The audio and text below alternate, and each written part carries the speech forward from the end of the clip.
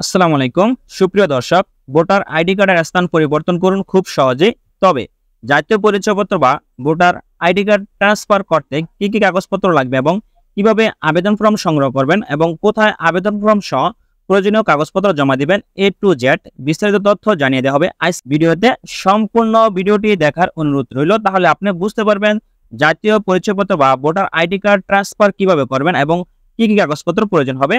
তো প্রথমত আপনার প্রয়োজন পড়বে জাতীয় পরিচয়পত্রের ফটোকপি, তারপর চেয়ারম্যানের প্রত্যয়নপত্র, বিদ্যুৎ বিলের কাগজ, চৌকিদারি ট্যাক্সের রসিদ এবং আপনি যে এলাকায় ভোটার ট্রান্সফার বা স্থানান্তর হতে ইচ্ছুক সে এলাকার যে কোনো কারো পরিচিত আইডি কার্ডের ফটোকপি।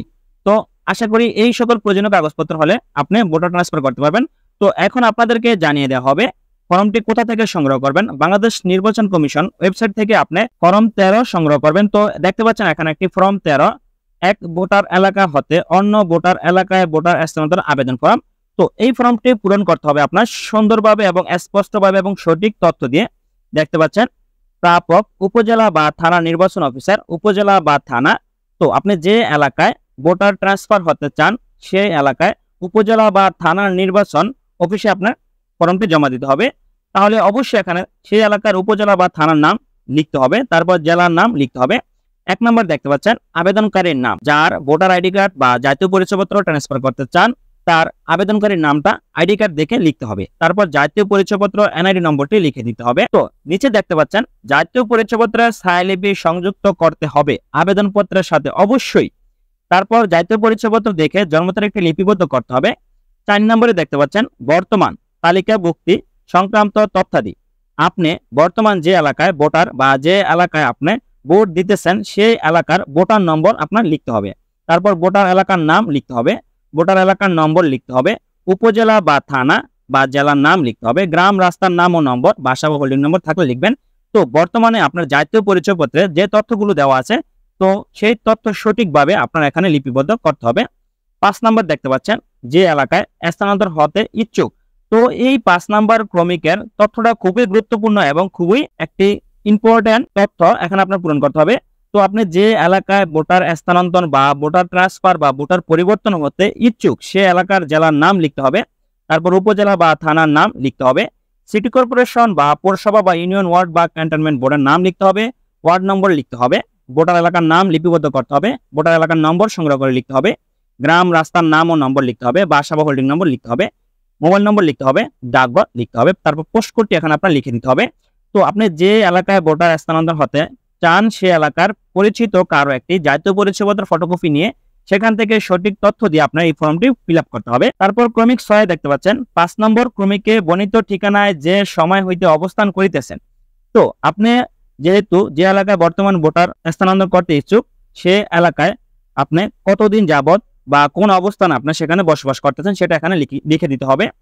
7 নম্বর দেখতে পাচ্ছেন স্থানান্তর কারণ, আপনি কেন ভোটার ট্রান্সফার বা জাতীয় পরিচয়পত্র স্থান পরিবর্তন করবেন সেটা এখানে লিখে দিতে হবে। 8 নম্বরে দেখতে পাচ্ছেন ক্রমিকে 5 নম্বর ক্রমিকে বর্ণিত ঠিকানায় অবস্থানের সমর্থনে নিম্নের দলিলাদি সংযুক্ত করিতে হবে।